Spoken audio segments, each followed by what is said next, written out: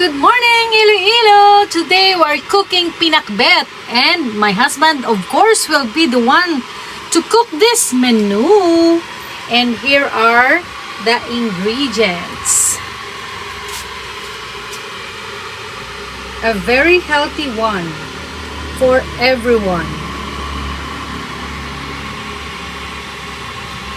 Take note, we're not using any MSG or magic. We only use salt, oil, soy sauce, and black pepper, of course. That's it, guys. Wait for the cooking show of my husband. See you later. Is pakbet. Yes. The amazing pakbet. My husband will cook pakbet today. Pinakbet. This is all the ingredients Pakbet. from Pinakbet. supermarket Iloilo City. Okay. Pakbet. First is oil. Okay.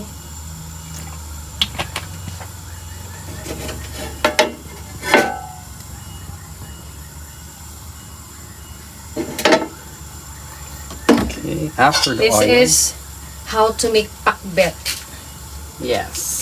My husband It's is the better chef style. cook.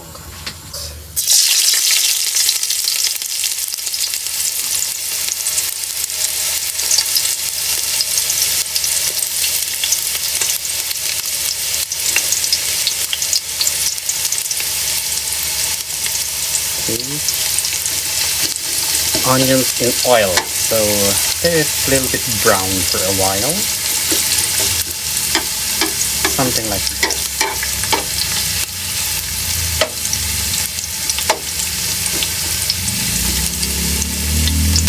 We're speaking English, you know, because it is really requested by some of our friends so that they can understand what we are doing. Actually, we're not good in English, but we will do our best. And what's next, Tatay? Next is, okay, just let it brown, a little bit brown. Brownish.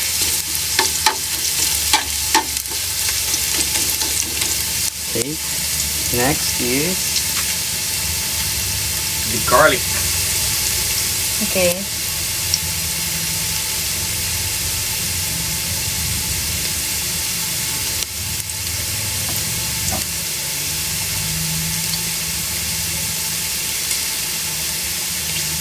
Okay, next is the garlic.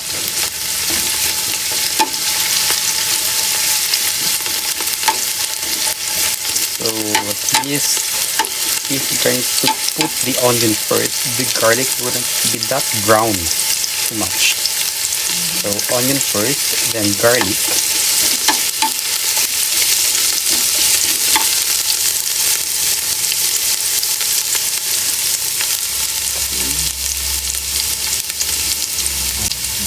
Pork. Next is pork. Belly. The pork Belly.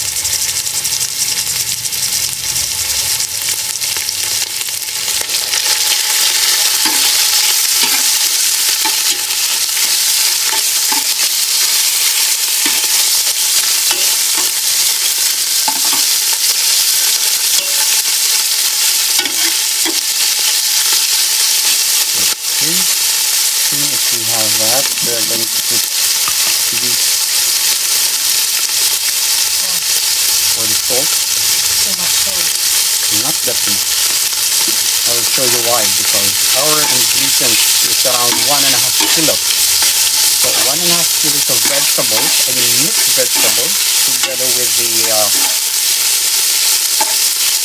kalabasa, okra, the talong, and we also have the bitter gourd or ampalaya.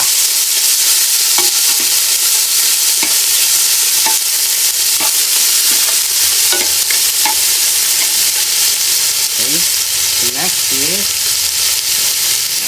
okay, we're going to have the kalabasa. Those are pre-washed vegetables, so they're already washed and cleaned.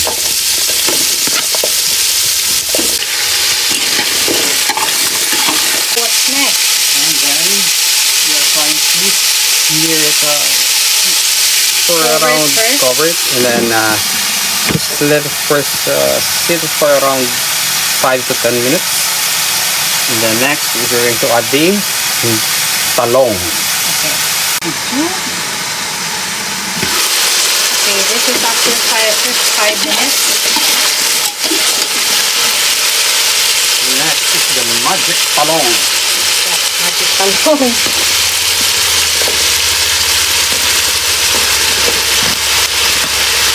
It's again for around 3 minutes.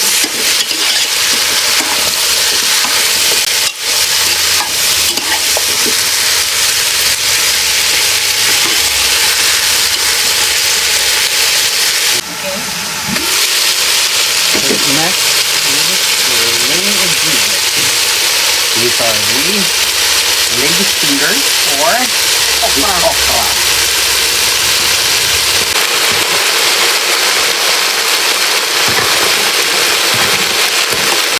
Sitaw. And of course the ampalaya. And then next, mix stuff or the black pepper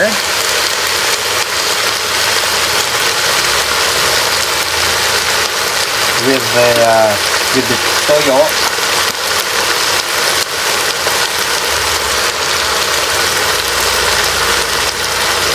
Okay. And mix.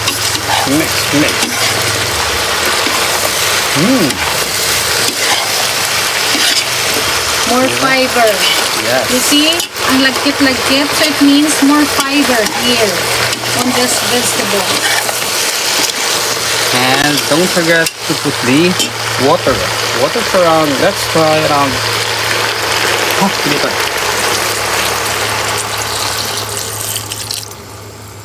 Okay. Kunting sabaw, mas malasa. Yes, At saka yung pakbet, I mean, is not so watery. I think half is not enough, so we'll make it around 1 liter. Okay. Kasi yung mga bata gusto ng sabaw. Yung medyo maselan sa vegetable, pero at least sa sabaw, okay na rin naman, di ba? Okay, and then we'll wait for around 2 to 3 minutes. And then we're going to taste. There it goes. Now let's check the taste.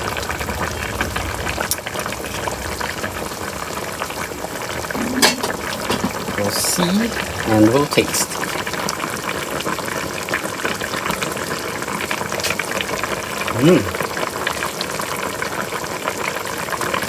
Perfect. Okay, that's it guys, so that will be cooked. Let's cover it and then just stop the fire. Ta-da! And then let it simmer. This is our ready to eat pakbet. Very simple yet very healthy. Yummy.